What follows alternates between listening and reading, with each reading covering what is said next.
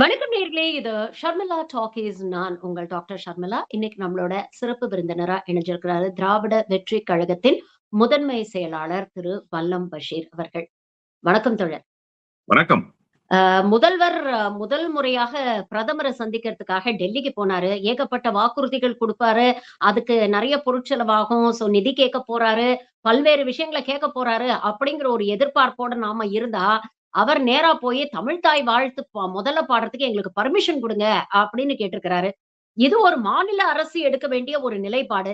இப்படிப்பட்ட ஒரு சின்ன பேசிக் விஷயத்துக்கே இவர் பர்மிஷன் கேட்கிறார்னா, இன்னும் மாநில நலன், மாநில உரிமை சார்ந்த விஷயங்கள்ல என்ன மாதிரியான நிலைப்பாடு எடுக்க போறாரு அப்படிங்கிற ஒரு அச்சம் வருது. சின்ன சின்ன விஷயங்கள கூட டெல்லி கிட்ட பர்மிஷன் கேட்டு தான் செய்யணும் அப்படிங்கிற ஒரு நிலைப்பாடுக்கு தாவேகா அரசு போகுதா? அப்படிங்கிற கேள்வியும் இருக்கு. இதை எப்படி பார்க்கிறீங்க? அண்ணல் பாபா சாஹிப் அம்பேத்கர் அவர்களை கொள்கை வழி தலைவர் என்று அடையாளப்படுத்தினார் விஜய். உண்மையிலேயே அண்ணல் பாபா சாஹிப் அம்பேத்கர் அவர்களை முழுமையாக படித்து அவருடைய சிந்தனைகளை உள்வாங்கி இருந்தால் விஜய் தமிழ்தாய் வாழ்த்துக்கு அனுமதி தாருங்கள் என்று டெல்லியிலே போய் மடிப்பிச்சை ஏந்தி இருக்க மாட்டார். இதற்கிடையில் பெரிய புரட்சியாளரை போல ஆதவ அர்ஜுனா அவர்கள் இவரை வைத்துத்தான் அந்த விகடன் பதிப்பகத்தினுடைய அம்பேத்கர் நூலை வெளியிட்டார். அதிலிருந்துதான் விஜயினுடைய முதல் இன்னிங்ஸ் துவங்குவதாக நான் கருதுகிறேன். விஜய்க்கு ஏதோ பெரிய சீரிய சிந்தனைகள் இருப்பது போலவும், விஜய் ஒரு முற்போக்கு சிந்தனையாளர் போலவும், அவர் அம்பேத்கரினுடைய தத்துவத்தை அப்படியே உள்வாங்கி இயங்குபவர் போலவும் ஒரு காட்சியை உருவகப்படுத்தினார்கள். அது ஒரு ஊதி பெரிதாக்கப்பட்ட பிம்பம் என்று என்னை போன்றவர்கள் அன்று முதல் இன்று வரை சொல்லிக் கொண்டே இருக்கிறோம். அதில் எப்போதும் மாற்று கருத்தில்லை. ஏன் அம்பேத்கரை விஜய் பேசுனது ஒரு போலி பிம்பம்னு சொல்லணும் அப்படின்னு ஒரு கேள்வி எழுது இல்லையா? அம்பேத்கர் தான் இந்திய அரசியலமைப்பு சாசன சட்டத்தை யாத்து தருகிற போது ஒரு பிரையாம்பிள ரொம்ப அழகா சொல்றாரு. இந்தியா இஸ் அ ஃபெடரேஷன் சொல்றாரு. அப்ப ஃபெடரேஷன் என்றால் என்ன பொருள் என்று விஜய் போன்றவர்களுக்கு தெரியவில்லை என்று சொன்னாலும் ஆதவ அர்ஜுனா நன்கு படித்ததாக சொல்கிறார்கள். அவராவது அதை தமிழ்ல டிரான்ஸ்லேட் பண்ணி சொல்லணும். ஃபெடரேஷன் மீன்ஸ் கூட்டமைப்பு. அப்ப என்ன சார் அது கூட்டமைப்பு? இந்தியா என்பது ஒரு நாடுன்னு தானே சொல்லணும். இந்தியா இஸ் எ நேஷன் சொல்லலாம். இந்தியா இஸ் அ கண்ட்ரின்னு சொல்லலாம். இந்தியா இஸ் அ ஃபெடரேஷன் அவர் சொல்றாரு. பல்வேறு இனக்குழுக்கள், பல்வேறு மொழி பேசுகிறவர்கள், பல்வேறு கலாச்சாரத்தை பின்பற்றுபவர்கள், பல்வேறு மாநிலங்களுக்கு பல்வேறு விதமான உரிமைகளை தருகிற ஒரு கூட்டமைப்பு தான் இந்தியா. அஸ்ஸாமுக்கு இருக்கிற உரிமை தமிழ்நாட்டுக்கு இருக்கான்னு கேட்டா இருக்காது. கேரளாவுக்கு இருக்கிற சில உரிமை ஆந்திராவுக்கு இருக்குமான்னு கேட்டா நிச்சயமாக இருக்காது. மேகாலயாவுக்கு இருக்கிற சில உரிமை டெல்லிக்கு இருக்குமான்னு கேட்டா இருக்காது. அப்ப மாநிலங்களுக்கு மாநிலம் உரிமைகள் வேறுபடுகிறது, கலாச்சாரம் வேறுபடுகிறது, அரசியல் ரீதியான கொள்கையே வேறுபடுகிறது. நான் கட்சிகளினுடைய கொள்கையை சொல்லவில்லை, ஆட்சியாளர்களுடைய கொள்கையை சொல்கிறேன்.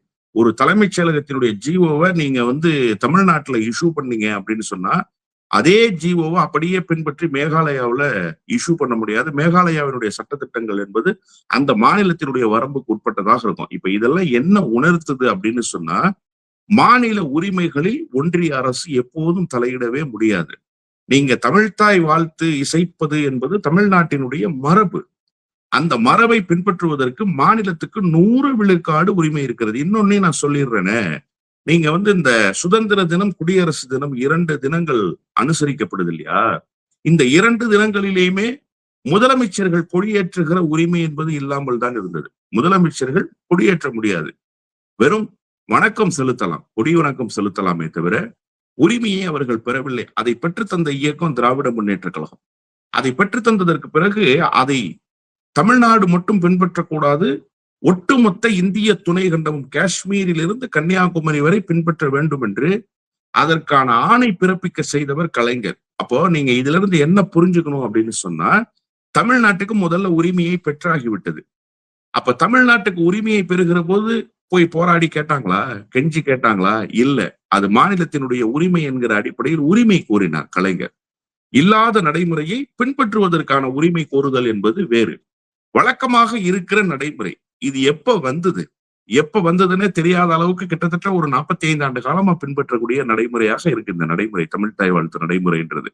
அதை போய் இப்ப திடீர்னு நீங்க போய் கேட்குறீங்க அப்படின்னு சொன்னா, நீங்க என்ன சமிக்ஞை டெல்லிக்கு கொடுக்குறீங்கன்னா, உங்களை இல்லாம நான் ஒண்ணும் செய்ய மாட்டேன் சார், நீங்க எதை சொல்றீங்களோ அதை தான் நான் செய்வேன், அதனால கொஞ்சம் இந்த கன்சர்ன்ல என்ன பாருங்க, ரொம்ப அடிக்கிறாங்க எங்க ஊர்ல, நான் இந்த பாட்டை போட முடியாம சிக்கல்ல இருக்கிறேன், தயவு செய்து கொஞ்சம் நீங்க பரிசீலனை பண்ணி என்னை காப்பாத்தி விடுங்கன்னு. அதனாலதான் நான் துவக்கத்துல சொன்னேன், மடிப்பிச்சை கேட்டு போயிருக்கிறார் விஜய் என்று சொல்லி.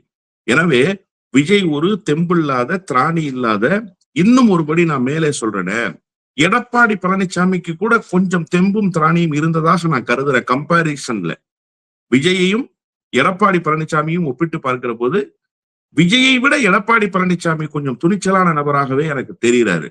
அதை விட மோசமாக அவர் ஊர்ந்து போய் பாரதிய ஜனதா கட்சிக்கு லாவணி பாடியதை விட மிக மோசமான ஒரு முதலமைச்சராக தமிழ்நாட்டில் இருந்து கொண்டு விஜய் செயல்படுகிறார் என்பது உண்மையிலேயே வருத்தத்துக்குரிய செய்தி.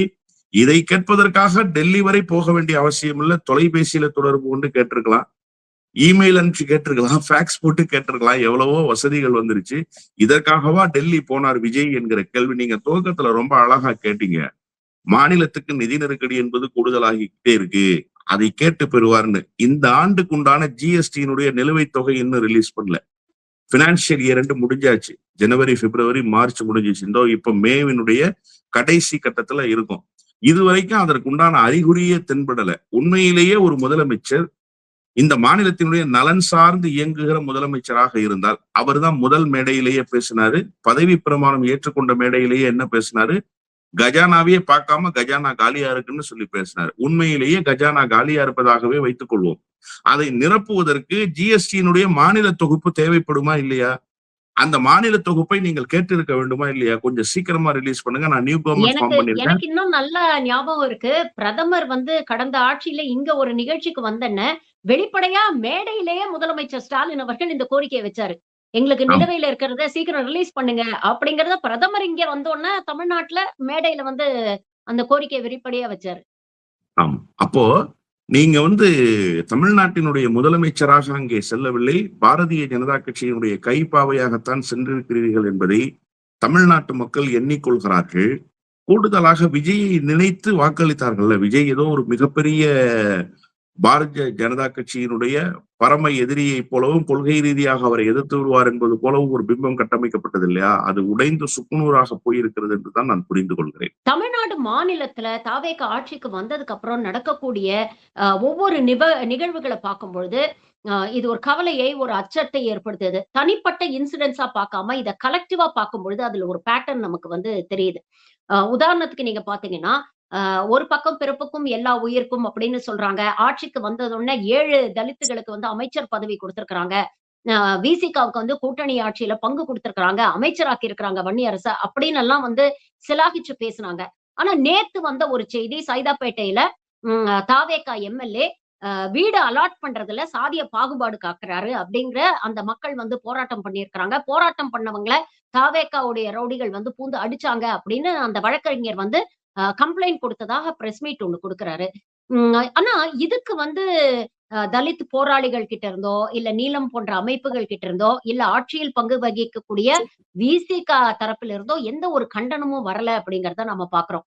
இன்னொரு பக்கம் அதே மாதிரி பாத்தீங்கன்னா, நேத்து ஜி.ஆர். சுவாமிநாதன் அவர்கள் ஒரு தீர்ப்பு கொடுத்திருக்கிறாரு. அதாவது வெக்கேஷன் கோர்ட்ல பக்ரீத் சமயத்துல இந்த மாதிரி பொது இடங்கள்ல ஸ்லாட்டர் பண்றது தவறு அப்படிங்கிற அது தடுக்கணும் அப்படின்னு சொல்லி அவர் ஒரு கோர்ட் ஆர்டர் கொடுத்திருக்கிறாரு. கிட்டத்தட்ட 2002ல ஜெயலலிதா அம்மையார் அவர்கள் ஆடு கோழி பலி கொடுக்கறதுக்கு தடை சட்டம் மாதிரிதான் இப்படிப்பட்ட ஒரு சட்டம் வந்திருக்குது. இதையொட்டி நேத்து ஒரு வீடியோ வைரல் ஆகுது. அதாவது கோர்ட் கொடுத்த அந்த தீர்ப்பை ரொம்ப சீரியஸா தாவேகா அரசும் காவல்துறையும் கையில எடுத்து அதை போய் நடைமுறைப்படுத்துறாங்க. எங்கெல்லாம் இந்த மாதிரி ஸ்லாட்டர் பண்றாங்களோ அங்கெல்லாம் போய் போராட்டம் பண்றாங்க. செல்போனை வச்சு அந்த நிகழ்வை படம் பிடிச்சு அதை சோசியல் மீடியால போட்டு வைரல் பண்றது, இது போன்ற விஷயங்கள்லாம் நம்ம பார்க்க முடியுது. கூட்டணி கட்சி, கூட்டணி ஆட்சியில் இருக்கக்கூடிய ஐயுஎம்எல் போன்ற அமைப்பு கிட்ட இருந்து ஒரு கண்டனமும் வரலையே தோழர். அப்போ தாவேகா அரசை மட்டும் நம்ம பிளேம் பண்ணி ஏதாவது பிரயோஜனம் இருக்கா? இந்த கூட்டணி கட்சிகள்லாம் தாவேகாவுக்கு ஆதரவு கொடுக்கும் பொழுது என்ன சொன்னாங்க? ஜனநாயகத்தை காப்பாத்த போறோம், பாஜக உள்ள வந்துடக்கூடாது, பிரசிடென்ட் ரூல் மூலமா பாஜக தமிழ்நாட்டை கைப்பற்றிடக்கூடாது அப்படின்லாம் பேசினாங்க. ஆனா இன்னைக்கு கிட்டத்தட்ட கோர்ட் ஆர்டர்கள் மூலமாகவும் ஜிஓக்கள் மூலமாகவும் சாஃப்ரான் அஜெண்டாவை இங்க நடைமுறைப்படுத்துறதுக்கான ஒரு லீகல் லூப் போல தாவேகா பெற்றுவிட்டது அப்படின்னு தானே நம்ம பார்க்க முடியுது. கூட்டணியில் இருக்கக்கூடிய கட்சிகள், ஜனநாயகத்தை காப்பாற்ற வேண்டிய கட்சிகள், மத சார்பின்மை பேசிய கட்சிகள்லாம் இன்னைக்கு மௌனமா இருக்கிறதுக்கு பின்னணி என்ன? இல்ல ஐயுஎம்எல்லும் விடுதலை சிறுத்தைகள் கட்சியும் பேசிவிடக் கூடாது என்பதற்காகத்தான் அமைச்சரவையில இடம். நீங்க ரொம்ப அழகா ஒரே ஒரு செய்தியை உள்வாங்கிக் கொண்டால் இந்த அரசியலினுடைய பின்னணி புரிஞ்சிடும். மார்க்சிஸ்ட் கம்யூனிஸ்ட் கட்சியினுடைய மாநில செயலாளர் தோழர் பே. சண்முகம் அவர்கள் ஒரு அறிக்கை தருகிறார். அதே போல திருவாரூரில் இருந்து கொண்டு ஒரு நிகழ்ச்சியில் பங்கேற்று விட்டு பத்திரிகையாளர்களையும் சந்திச்சு ரொம்ப அழுத்தமாக ஒரு செய்தியை பதிவு செய்யறாரு. என்ன சொல்றாரு அப்படின்னா, அதிமுகவினுடைய அதிருப்தி அணி இருக்கு இல்லையா, அந்த 25 பேர் கொண்ட சட்டமன்ற உறுப்பினர், இன்னைக்கு அதனுடைய எண்ணிக்கை குறைஞ்சிருச்சு. அந்த 25 பேர் அன்றைக்கு இருந்த அந்த சட்டமன்ற உறுப்பினர்களுடைய ஆதரவை பெற்றுக்கொண்டால் எங்களுடைய வெளியிலிருந்து தரப்படுகிற ஆதரவை நாங்கள் மறுபரிசீலனை செய்வோம்னு சொன்னார். அதனுடைய விளைவுதான் இன்றைக்கு அண்ணன் வன்னியரசும் நண்பர் ஷாஜஹானும் அமைச்சரவையில் பங்கேற்றுகிறார். அதற்கும் இதற்கும் என்ன சம்பந்தம் அப்படின்னு நீங்க கேட்டீங்கன்னா, வெளியில இருந்து ஆதரவு தந்தாதானே நீங்க இந்த மாதிரி கொள்கை ரீதியாக முரண்படுவீங்க, கொள்கை ரீதியாக நீங்க எங்களை எதிர்ப்பீங்க, கொள்கை ரீதியாக உங்களுடைய நிலைப்பாட்டை மாற்றுவதற்கு முயற்சிப்பீங்க. நாங்க உங்களை அமைச்சரவையில் அகாமடேட் பண்ணிட்டா நீங்களும் பார்ட் ஆஃப் த கவர்மெண்ட் ஆயிடுறீங்க. நாங்க செய்யற தவறுக்கும் நீங்கள் சேர்ந்து பொறுப்பேற்க வேண்டிய கட்டாயம் உங்களுக்கு வந்துடும்.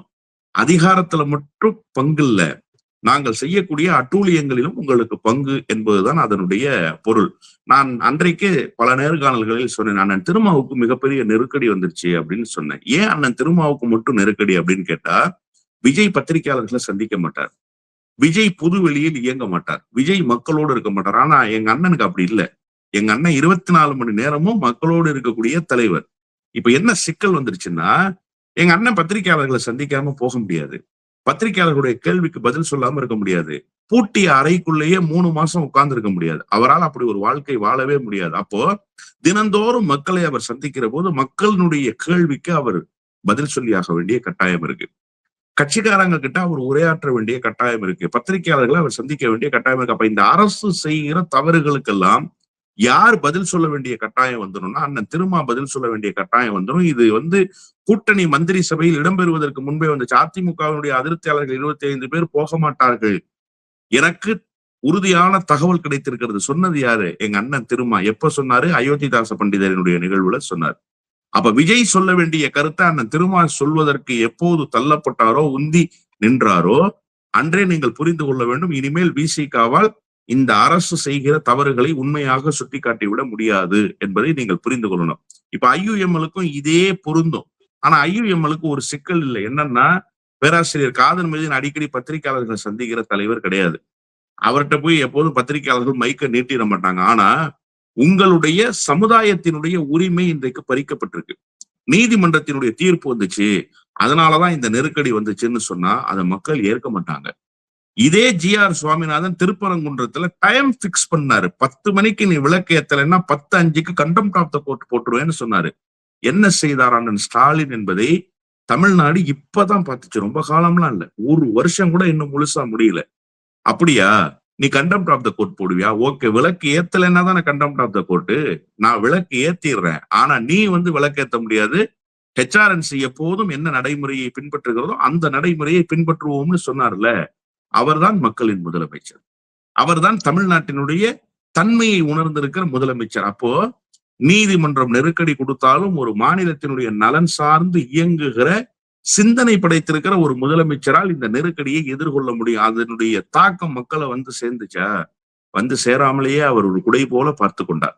ஆனா இப்ப நீங்க என்ன பண்றீங்கன்னா, வீட்டுக்கு வீடு போய் இஸ்லாமியர்கள் கொடுக்கக்கூடிய அந்த பக்ரீத் குர்பானியை போய் நிறுத்துறீங்க. நிறுத்துறது மட்டும் இல்ல, போலீஸ் செய்ய வேண்டிய வேலையை தாவேகா போய் செய்யுதுன்னா, அப்ப பஜ்ரங் தளுக்கும் தாவேகாவுக்கும் என்ன பெரிய வேறுபாடு இருக்கு? அர்ஜுன் சம்பத்துக்கும் ஆதவ அர்ஜுனுக்கும் என்ன பெரிய வேறுபாடு இருக்கு? நீங்கள் எல்லோரும் ஒரே குட்டையில் உரிய மட்டைகள் போல அல்லவா காட்சியளிக்கிறீர்கள். உங்களுடைய முகத்தில் காவி சாயம் பூசப்பட்டிருக்குதா அல்லது நீங்களே காவி சாயத்தை பூசிக்கொண்டு நிற்கிறீர்களா என்கிற கேள்விதான் இப்போது தமிழ்நாட்டினுடைய களத்தில் எழுந்திருக்கிறது. ஒரு பக்கம் தலித் விரோத போக்கு, இதே காவல்துறை திருப்பரங்குன்றம் விஷயத்துல அந்த காவல்துறை அதிகாரி we will face the consequences அப்படின்னு சொன்னது ட்ரெண்ட் ஆச்சு, வைரல் ஆச்சு. இன்னைக்கு அதே காவல்துறை தான் போய் இந்த குர்பானி கொடுக்கறத நிப்பாட்டுறாங்க. அதாவது காவல்துறையினுடைய கருத்து என்பது அது மாநில முதலமைச்சரினுடைய கருத்து, நீங்க அப்படிதான் புரிஞ்சுக்கணும். முதலமைச்சர் ஸ்டாண்ட் என்னவோ அதை ஒட்டி தான் காவல்துறை பேச முடியும். முதலமைச்சர் இல்ல we cannot face the consequences சொல்லிட்டாருன்னா காவல்துறை அதிகாரி போய் we will face the consequences சொல்ல முடியாது. அப்புறம் பெரிய கான்சிக்வன்சஸ் வந்துடும். அதனால இது முதலமைச்சரினுடைய கருத்து. அப்ப முதலமைச்சர் எவ்வளவு அழுத்தமாக இயங்குகிறார், ஒரு மாநிலத்தினுடைய தன்மைக்கு ஏற்ப ஒரு முதலமைச்சர் எப்படி இயங்குகிறார் என்பதற்கு உதாரணமாக இயங்கியவர் அண்ணன் ஸ்டாலின். அந்த துணிச்சல் எல்லாம் உங்க இடத்துல நாங்க எதிர்பார்க்கல. குறைந்தபட்சம் நீங்கள் இந்த உரிமையை அந்த மக்கள் பெறுவதற்கான வாய்ப்பையாவது உருவாகி இருக்க வேண்டாமா? இது என்ன பெரிய அதிருப்தியை உண்டாக்கிற போது தமிழ்நாட்டுக்குள்ள. அந்த தீர்ப்புல ரொம்ப சொல்றாரு அழகா ஜி.ஆர். சுவாமிநாதன், அவருக்கே உண்டான பாணியில இந்து மக்களினுடைய உணர்வுகளை புண்படுத்தி விடுகிறது. இந்து மக்கள் இந்த மாட்டை தெய்வமாக வணங்குகிறார்கள். நேற்றைக்கு மாட்டை ஓட்டிட்டு போறேன்னு சொன்னான்ல கவர்மெண்ட் அபிஷியல்ஸ் அவங்க எங்க ஓட்டிட்டு போறேன்னு சொன்னாங்கன்னா கோசாலைக்கு நாங்க ஓட்டிட்டு போயிடுவோம்னு சொன்னாங்க. கோசாலைகள் யார் அமைத்தது? கோசாலைகளுக்கு அந்த மாடுகளை அழைத்து கொண்டு போய்விடுவோம்னா அப்ப இந்த தீர்ப்பு என்ன சொன்னுச்சு? இந்த தீர்ப்பு ஸ்லாட்டர் ஹவுஸ்ல வச்சுக்கங்க அப்படின்னு சொன்னுச்சு இல்லையா? அப்ப ஸ்லாட்டர் ஹவுஸுக்கு நீங்க எடுத்துட்டு போய் அறுத்துருங்க, இங்க அறுக்காதீங்கன்னு தானே சொல்லணும் அதிகாரிகள்.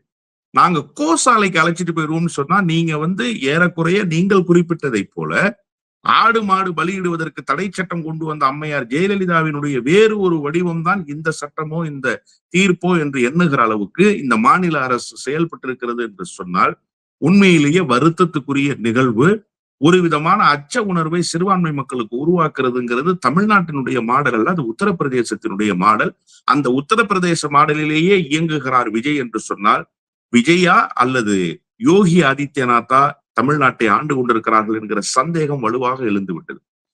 சரி, கூட்டணியில் இருக்கக்கூடிய விசிக, ஐயுஎம்எல் போன்றவர்கள் மீது இதே போன்ற விமர்சனங்கள் கடந்த காலத்திலையும், அதாவது திமுக ஆட்சியில் இருக்கும் பொழுது கூட திமுக ஆட்சியில் தலித்துகளுக்கு எதிராக நடக்கக்கூடிய விஷயங்களை அண்ணன் திருமா ரொம்ப வன்மையா கண்டிக்கல, அதை ரொம்ப சாஃப்ட் அப்ரோச் கடைபிடிச்சாரு. கூட்டணி கட்சிகள்லாம் திமுகவை ரொம்ப காப்பாத்துனாங்க அப்படிங்கிற ஒரு விமர்சனத்தை தலித் போராட்ட களத்துல இருக்கக்கூடிய தலித்துகள் சிறுபான்மையர்கள்லாம் வச்சாங்க அப்படிங்கறத பாக்குறோம். ஆட்சி மாறி இருக்கானா? காட்சி ஒண்ணும் மாறின மாதிரி தெரியலையே. இன்னைக்கும் அதே ஒரு நிலைப்பாடத்தான் எடுக்கிறாங்க அப்படிங்கிற ஒரு விமர்சனத்தா அந்த பார்வையில நம்ம இதை பார்க்கலாமா? இல்ல அப்போ இருந்ததுக்கும் இப்போ இருந்ததுக்கும் வித்தியாசம் இருக்குன்னு நினைக்கிறீங்க? இல்ல 100 விழுக்காடு வித்தியாசம் இருக்கு. அது எப்படி ஆட்சி மாறிடுச்சு காட்சி மாறிடுச்சு? காட்சியும் மாறிடுச்சு. இங்க இது கருப்பு மாநிலம் இப்போது காவி மாநிலமாகுவதற்கான முயற்சியிலே ஈடுபடுத்தப்பட்டிருக்கிறார்கள் தாவேகாவினர். அவர்கள் ஒரு கருவிதான். அவர்களுடைய சிந்தனை அல்ல, அவர்களுடைய செயல்பாடு அல்ல, அவர்கள் கருவியாக்கப்பட்டிருக்கிறார்கள். அதே நேரத்துல நீங்க சொன்னீங்க கடந்த காலத்துல இது மாதிரியான சூழல்கள் வருகிற போது கூட்டணி கட்சி என்கிற அடிப்படையில் தான் ரொம்ப அமைதியாக போனாங்க. கடந்த காலத்துல இந்த மாதிரி சூழலே வரலையே. வேங்கை வயல் விஷயத்தில் அரசு எப்படி செயல்பட்டது? வேங்கை வயல் விஷயத்தில் யார் பக்கம் அரசு நின்றது? யாருக்கு துணை நின்றது? அப்போ இந்த தலித் செயல்பாட்டாளர்களுடைய குரலுக்கு மதிப்பளிக்கப்பட்டதா இல்லையா? இன்னைக்கு அந்த தலித் செயல்பாட்டாளர்கள் பேச முடியுமா? பேசுகிற இடத்தில் இருந்தால் ஏன் பேசல? நான் அடக்குமுறை ஏவப்பட்டுருச்சுன்னா சொல்லல. உண்மையிலேயே விஜய் ஒரு சுதந்திர சிந்தனை கொண்டவரனே வச்சுக்கிறேன். அப்ப ஏன் இவங்க எல்லாம் பேசல? எது இவங்களை தடுக்குது பேசாம? அந்த கேள்விக்கு அவங்கதான் பதில் சொல்லணும். வேங்கை வயல் விஷயத்துல அண்ணன் திருமாவினுடைய ஸ்டேட்மெண்ட் ஒவ்வொன்னா எடுத்து பாருங்க. திமுக அரசு திமுக அரசு திமுக அரசுன்னு சொல்லி வரிக்கு வரி ஒரு அறிக்கையை கொடுத்திருப்பாரு அவரு. அதே போல கண்டன ஆர்ப்பாட்டத்திலும் ரொம்ப கடுமையாக தான் அண்ணன் பேசினாரு. அது மட்டுமல்ல, வேங்கை வயல் விசிட் போகும்போது ஆபீசர்ஸ் அரசினுடைய நிலைப்பாட்டுக்கு எதிராக செயல்படுறாங்கன்னு கடுமையான குற்றச்சாட்டு அண்ணன் வச்சாரு.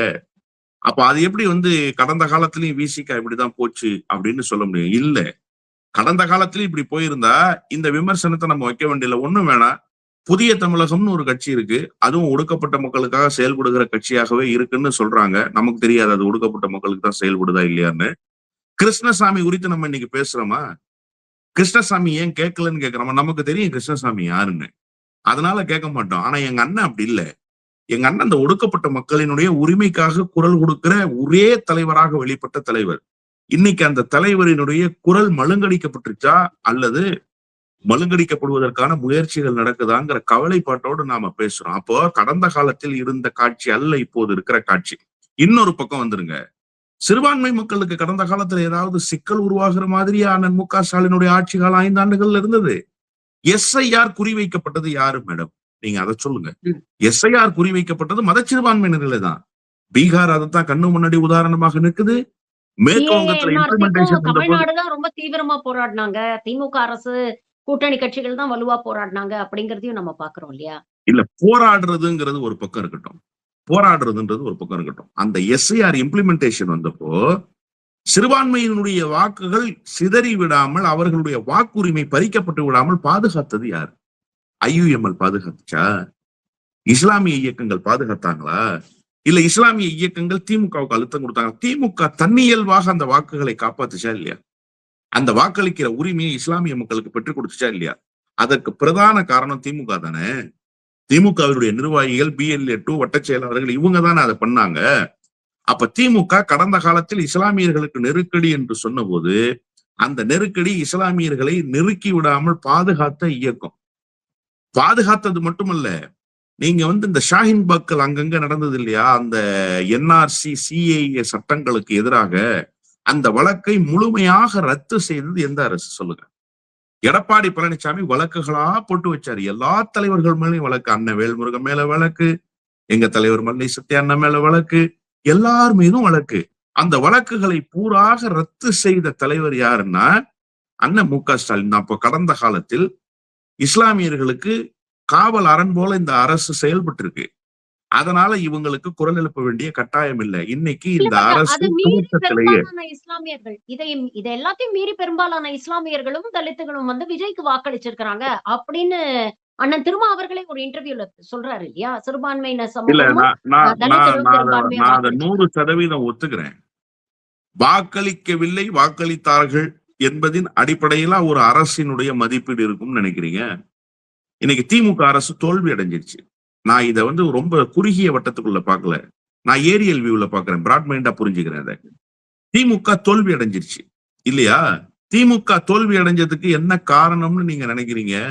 விஜய் எதுவுமே செய்யாம, பிரச்சாரமே பண்ணாம முதலமைச்சர் ஆயிட்டாரு. என்ன காரணம் நினைக்கிறீங்க? ஆன்டி இன்கம்பன்சியா? இல்ல இந்த அரசு மிகப்பெரிய தவறுகளை எல்லாம் செய்திருச்சு, இந்த அரசு இந்த 5 ஆண்டுகளில் பஞ்ச பராரிகளாக தமிழ்நாட்டை மாற்றி விட்டது அப்படிங்கிறதுனாலயா? இல்ல, அதே அளவுகோல் தான் இஸ்லாமியர்களும் தலித்துகளும் விஜய்க்கு வாக்களித்ததற்கு. கொளத்தூர் தொகுதிக்கு என்ன செய்யல? நேற்றைக்கு அண்ணன் சேகர் பாபு பேசும்போது 20 நிமிடம் பெரிய பட்டியலையே போட்டாரு இடத்துல பேசுகிற போது. காது கேட்காதோர் காது கேட்கிற கருவியை வாங்கி கொடுக்க வேண்டும் என்று அந்த தொகுதியினுடைய சட்டமன்ற உறுப்பினருக்கு கோரிக்கை. இது ஒரு சட்டமன்ற உறுப்பினருடைய பணியா சொல்லுங்க நீங்க? 60,000 ரூபாய் பெருமானம் உள்ள அந்த காது கேட்கும் கருவி, காது கேளாதோருக்கு காது கேட்கக்கூடிய வாய்ப்பை உருவாக்குகிற கருவி, 2500 பேருக்கு அந்த கருவியை வாங்கி கொடுத்திருக்காரு. அவருடைய சொந்த பணத்தில் வாங்கி கொடுத்திருக்காரு. தொகுதி மேம்பாட்டு நிதி அல்ல, அரசினுடைய செயல் திட்டம் அல்ல. இன்னைக்கு 2500 பேர் காது கேட்க முடியாதவர்கள் கேட்க முடிகிற வாய்ப்பை ஒரு சட்டமன்ற உறுப்பினராக பெற்று தந்ததற்கு பிறகு அவர் 8000 வாக்குகள் வித்தியாசத்தில் தோல்வியை தழுவுறாரு. அப்ப அண்ணன் கொளத்தூருக்கு எதுவுமே செய்யல MK ஸ்டாலின் புரிஞ்சுக்கிறதா? முதலமைச்சராக இருந்த போது கொளத்தூர் தொகுதியை கைவிட்டாருன்னு புரிஞ்சுக்கிறதா? இல்ல அந்த மக்கள் நன்றி சொல்ல தவறிட்டாங்கன்னு புரிஞ்சுக்கிறதா? அது அல்ல. இங்கே இருந்தது ஒரு சுனாமி, ஒரு டிசாஸ்டர். நீங்க இத அலன்லாம் சொல்லக்கூடாது, இத புயல்லாம் சொல்லக்கூடாது, நான் டிசாஸ்டர்னு தான் சொல்லுவேன். ஏன்னா அண்ணன் திருமாவினுடைய பார்வையிலிருந்தே நான் புரிஞ்சுக்கிறேன். விஜய் போன்றவர்களுடைய கையில் தமிழ்நாடு சிக்கிவிட்டால் தமிழ்நாடு எப்படிப்பட்ட மாநிலமாக இருக்கும் என்பதை நினைத்து பார்க்கவே முடியவில்லைன்னு பேசினது எங்க அண்ணன் தான். விசில் சத்தம் தியேட்டருக்கு பயன்படும், சட்டமன்றத்துக்கு பயன்படாதுன்னு கடலூர்ல பேசினது எங்க அண்ணன் தான். ஏன்னா அவருடைய பார்வையிலிருந்தே நான் புரிஞ்சுக்கிறேன். அதனால தாழ்த்தப்பட்ட மக்களும் இஸ்லாமிய மக்களும், குறிப்பாக மத சிறுபான்மையினரும் விஜய்க்கு வாக்களித்தது என்பது இந்த அரசின் மீதான நம்பிக்கை இழப்பில் அல்ல, அது ஒரு மாய பிம்பத்தினுடைய பின்பற்றுதலில் நடந்தது தானே தவிர ஒட்டுமொத்த தமிழ்நாடும் செய்ததைத்தான் இந்த 2 சமூகமும் செஞ்சிருக்கு. ஏன் வன்னியர்கள் ஓட்டு போடலையா? கவுண்டர்கள் ஓட்டு போடலையா?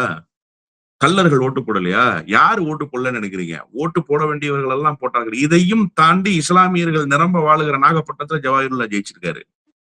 பாபநாசத்துல நண்பர் ஷாஜஹான் ஜெயிச்சிருக்காரு. இன்னைக்கு அமைச்சரவையில போய் இடம்பெற்றிருக்கிறார். இஸ்லாமியர்கள் நிரம்ப வாழுகிற துறைமுகம் பகுதியில் அண்ணன் சேகர் பாபு ஜெயிச்சிட்டாரு. சேப்பாக்கம் திருவல்லிக்கணில அண்ணன் உதயநிதி ஸ்டாலின் ஜெயிச்சிட்டார். அப்ப இதெல்லாம் என்ன அளவுகோல்ல நீங்க பாக்குறீங்க? அப்ப இஸ்லாமியர்கள் வாக்களிக்காமலா இந்த வெற்றி கிடைத்து விட்டதுன்னு நினைக்கிறீங்க? பக்கத்துல இருக்கிற குளத்தூர்ல முதலமைச்சரே தோல்வியை தழுவுறாரு, அண்ணன் சேகர் பாபு ஜெயிக்கிறாருன்னா அதுக்கு என்ன காரணம்னு நினைக்கிறீங்க?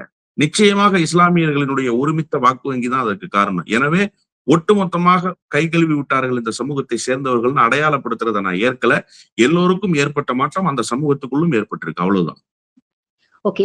விவசாயிகளுடைய பயிர் கடனை வந்து ரத்து பண்றோம் அப்படின்னு ஒரு அறிவிப்பு தாவேகா அரசுல இருந்து வருது. இன்னைக்கு பாத்தீங்கன்னா, தலைமைச் செயலகம் வாசல்ல கண்ல கருப்பு துணி கட்டிக்கிட்டு விவசாயிகள் வந்து போராட்டம் பண்றாங்க.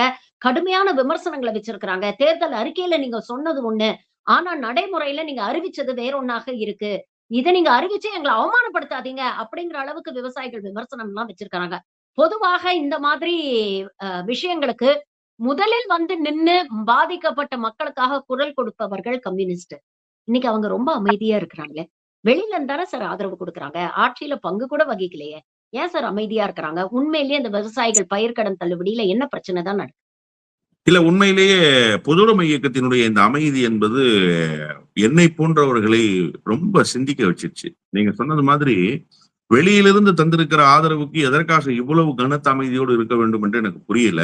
நிச்சயமாக பொதுவுடைமை இயக்கம் இதற்கு எதிர்வினை ஆற்றும் தான் நான் நம்புறேன். விஜயினுடைய வாக்குறுதி தஞ்சாவூர், என்னுடைய சொந்த மாவட்டமாக இருக்கிற தஞ்சாவூர்ல எங்க வீடு அமைந்திருக்கிற பகுதியிலிருந்து ஒரு 4 கிலோமீட்டர் தூரத்துல தான் விஜய் அன்னைக்கு கூட்டம். அந்த கூட்டத்துல தான் விஜய் முதலாக இந்த விவசாய கடன் குறித்து அறிவித்தார். நல்லா எனக்கு நினைவு இருக்கு. அதுல என்ன அவர் சொன்னார் அப்படின்னா, ரொம்ப தெளிவா சொல்றாரு. 5 ஏக்கருக்குள்ளாக நிலம் வைத்திருக்கிற விவசாயிகளுடைய கூட்டுறவு கடன் முழுமையாக ரத்து செய்யப்படும். 5 ஏக்கருக்கு மேல் வைத்திருக்கிற விவசாயிகளினுடைய வேளாண்மை கூட்டுறவு கடன் 50 விழுக்காடு ரத்து செய்யப்படும். அப்ப என்னன்னா, 5 லட்சம் ரூபாய் கடன் வாங்கியிருந்தா 5 ஏக்கருக்கு கீழே இருந்தா 5 லட்சமும் ரத்து. 5 ஏக்கருக்கு மேல இருந்தா 2.5 லட்சம் ரத்து. இதுதானே கணக்கு. இப்ப என்ன பண்ணிருக்காங்க அப்படின்னு கேட்டீங்கன்னா, 1 லட்சம் ரூபாய்க்கு 5000 ரூபாய் தள்ளுபடி அப்படின்னு செய்திருக்கிறாங்க. இது எப்படி 5 ஏக்கருக்கு கீழ் வச்சிருக்கிற விவசாயிகளுடைய கடன் முழுமையாக ரத்தாக இருக்கும்? ஒண்ணு வேணாம், விஜய் வந்து அவருடைய அறிக்கையிலேயே மாட்டிக்கொண்டாருன்னு நான் புரிஞ்சுக்கிறேன். நீங்க போய் இன்னைக்கும் காட்சி ஊடகங்கள்ல இருக்கக்கூடிய காட்சிகளை எடுத்து பாருங்க. நியூஸ் பேப்பர்ல வந்திருக்கிற, அச்சு ஊடகங்கள் வந்திருக்கிற செய்தி எடுத்து பாருங்க. 2230 கோடி ரூபாய் அரசுக்கு இழப்பு ஏற்படுது அப்படிங்கிறது விஜய் தந்திருக்கிற அறிக்கை. அரசினுடைய செலவினங்களில் 2230 கோடி ரூபாய் கூடுதலாக இருக்கு. தமிழ்நாட்டினுடைய விவசாய கடன் 2230 கோடி ரூபாய் தானா? அப்ப இதுலயே நீங்க அம்பலப்பட்டு போறீங்க. தமிழ்நாட்டில் இருக்கிற விவசாயிகளினுடைய கடனில் 30% கூட குறைக்கல. ரொம்ப சொற்பமாக 22.62% அவர் ரத்து செய்திருக்கிறார். இது என்னத்துக்கு பயன்படும்னு சொல்றாங்கன்னா, உரத்துக்காக ஒரு கடன் பெற்றிருப்பாங்கல்ல, அந்த கடன்ல 35-40% குறைச்சிருக்கிறாரு. இன்னும் சொல்லணும்னு சொன்னா, விஜய் விவசாய கடனை ரத்து செஞ்சிருவாருன்னு நம்பி சில விவசாயிகள் வாக்களிச்சிருப்பாங்கல்ல. விஜய் முதலமைச்சரானோன்ன அவங்க என்ன பண்ணிட்டாங்கன்னு கேட்டீங்கன்னா, நிச்சயமாக நம்ம பயிர் கடன் ரத்து செய்யப்படும்ங்கிற ஒரு நம்பிக்கைக்கு வந்துட்டாங்க. இந்த மாசம் அவங்களுக்கு வட்டி கட்டப்படல. 5ஆம் தேதி வட்டி கட்டப்பட்டிருந்தோம். 4ஆம் தேதி தான் முடிவுகள் வந்துருச்சு இல்லையா? விஜய் முதலமைச்சர் ஆயிட்டாங்க தானே கருத்து. அப்ப 5ஆம் தேதி கட்ட வேண்டிய பயிர் கடனுக்கான வட்டியை கட்டல. 10ஆம் தேதி என்ன பண்ணிட்டாங்கன்னா ஓவர் டியூ போட்டாங்க. இப்ப இந்த ஓவர் டியூடைய காஸ்ட் என்ன ஆயிடுச்சுன்னு பாத்தீங்கன்னா, 1000 ரூபாய்க்கு 8 ரூபாய் என்கிற மேனிக்கு வந்துருச்சு. அப்போ லட்சம் ரூபாய்க்கு எவ்வளவாக இருக்குன்னு நீங்க கணக்கிட்டுக்கோங்க. 5 லட்சம் ரூபாய்க்கு எவ்வளவாக இருக்குன்னு கணக்கிட்டுக்கோங்க. இவர் ரத்து செய்திருக்கிற தொகைங்கிறது எவ்வளவாக இருக்குன்னு கணக்கிட்டு பாத்தீங்கன்னா, ஏறக்குறைய வட்டியையும் அந்த உரக்கடனையும் சேர்த்து பார்த்தாலே ஒரு 20% கூட இவர் ரத்து பண்ணல. அப்ப விவசாய கடனை இவர் ரத்து பண்ணல, உரத்துக்காக பெறப்பட்ட அந்த கடன் இருக்குல்ல, அதையும் வட்டி செலுத்தாமல் போனதுக்கான ஓவர் டியூ அமௌண்ட்டையும் தான் ரத்து பண்ணிருக்காரு. இதை நீங்க ஒட்டுமொத்தமா செஞ்சாலே 3 மாசத்துக்கு உண்டான டியூ தான் வரும். ஒட்டுமொத்தமாக செஞ்சாலே 3 மாசத்துக்கு உண்டான டியூ தான். அந்த டியூவை கூட விட்டு கொடுக்கல. அந்த வட்டியை கூட பெறுகிற ஒரு கூட்டுறவு கடனைத்தான் இப்போது அவர் என்ன செய்திருக்கிறார்னு கேட்டீங்கன்னா, ரொம்ப சொற்பமான தொகையை ரத்து பண்ணிருக்காரு. இது ஒரு பித்தலாட்ட வேலை, இது ஒரு போர்ஜரி நடவடிக்கை. அப்போ இவர் பேசுகிற பேச்செல்லாம் கடனை மொத்தமாக ரத்து செய்துட்டோம், கடன் இல்லாமலேயே செய்துட்டோம் அப்படின்றதெல்லாம் இருக்குல்ல, இதெல்லாம் முழுக்க முழுக்க ஜம்மு காலத்தில் வடிகட்டிய போய். இதுல இன்னொரு பெரிய வருத்தத்துக்குரிய செய்தி என்னன்னா, இவங்க இந்த எலிஜிபிலிட்டி எதுல பிக்ஸ் பண்றாங்கன்னா 2025 to 2026 தான் பிக்ஸ் பண்றாங்க. அப்ப 2024 வாங்கின கடன், 2023 வாங்கின கடன் நீங்க என்ன சொன்னீங்க? ஓராண்டுக்குள்ளாக வாங்கிய கடன் நான் சொன்னீங்க இல்ல. அப்ப மக்களை ஏமாற்றுகிற ஒரு பொய்யான வாக்குறுதியை தந்து, அந்த வாக்குறுதியின் மூலமாக ஆட்சி அதிகாரத்துக்கு ஆட்சி அதிகாரம் கையில் கிடைத்ததற்கு பிறகு அந்த மக்களை ஏமாற்றுகிற வேலையை செய்கிற ஒரு முதலமைச்சரை இதுவரை நாடு பார்த்ததில்லை என்று சொல்லுகிற அளவுக்கு ஒரு மோசமான வேலையை செய்திருக்கிறார். பொதுவுடைமை இயக்கங்கள் இதற்கு வாய்மூடி இருப்பது என்பது உண்மையிலேயே வருத்தத்துக்குரியது. அவர்கள் தான் இதை தமிழ்நாடு முழுவதும் பேசியாக வேண்டும். அவர்கள் தான் இதை பேசுபொருளாக்கணும். விவசாய சங்கங்கள் அழுத்தமாக பதிவு செய்ய வேண்டிய செய்தியை அவர்களுக்கு துணையாக நின்று செய்ய வேண்டியது பொதுவுடைமை இயக்கத்தினுடைய கடமை இல்லையா? அதை பொதுவுடைமை இயக்கம் செய்ய தவறுமே ஆனால் காலம் முழுமைக்கும் இந்த பழியை தூக்கி சுமக்க வேண்டிய கட்டாயம் பொதுவுடைமை இயக்கத்துக்கு வந்துவிடும். இன்னொரு முக்கியமான விஷயம் வந்து மகளிர் உரிமை தொகை. நீங்க பாத்தீங்கன்னா தேர்தல் பிரச்சாரத்துக்கு முன்பாக இந்த மகளிர் உரிமை தொகை தான் வந்து வெற்றி தோல்வியை டிசைட் பண்ணக்கூடிய ஒரு ஃபேக்டரா இருக்கும். பெண்களுடைய வாக்கு தான் ஒரு டிசைடிங் ஃபேக்டரா இருக்கும் அப்படின்னு சொன்னாங்க.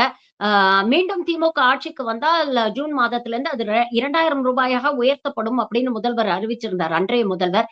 இன்றைய முதல்வர் வந்து நாங்க 2500 ரூபாய் கொடுப்போம், அதுவும் எல்லா மகளிருக்கும் கொடுப்போம், 60 வயசுல கீழே இருக்கக்கூடிய எல்லா மகளிருக்கும் கொடுப்போம் அப்படின்னு ப்ராமிஸ் பண்ணாரு. ஆனா ஆட்சிக்கு வந்ததுக்கு அப்புறம் என்ன பண்ணாங்கன்னா, கடந்த ஆட்சியில கொடுக்கப்பட்ட அந்த 1000 ரூபாய் தொடரும் அப்படிங்கறத தற்காலிகமா அறிவிச்சிருக்கிறாங்க.